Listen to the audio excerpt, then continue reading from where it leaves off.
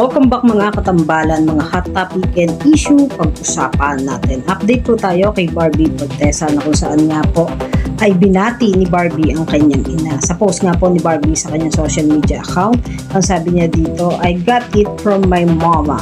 I love you, happy birthday, Ami Fortesa. Ipinost naman ni Barbie sa kanyang social media account.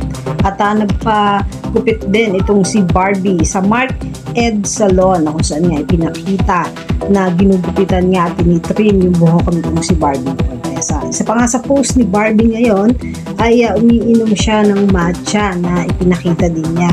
At bukod doon ay kasama din itong si Barbie, si Pau na fiancé nga nitong si Ryan. At may caption pa nga doon, lovely to meet you, Pau Yong. At pinost nga ni Barbie sa kanyang social media account. At bukod po doon ay nag-post din itong si Barbie na nagdadab po siya ng isang horror na kung saan nga po ay nahihirapan daw itong si Barbie Fortesa. Ang sabi niya dito, it's hard to focus on voice dubbing, shock and fear comes first. Ito nga po ay para sa nalalapit niyang horror movie na P77 na kung saan nga po ay ipapalabas na ngayong July.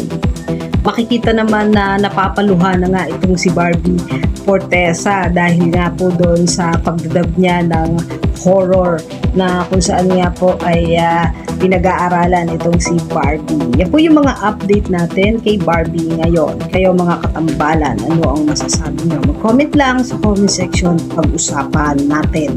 Yan ang mga hot topic and issue dito lamang sa Tambalang JK.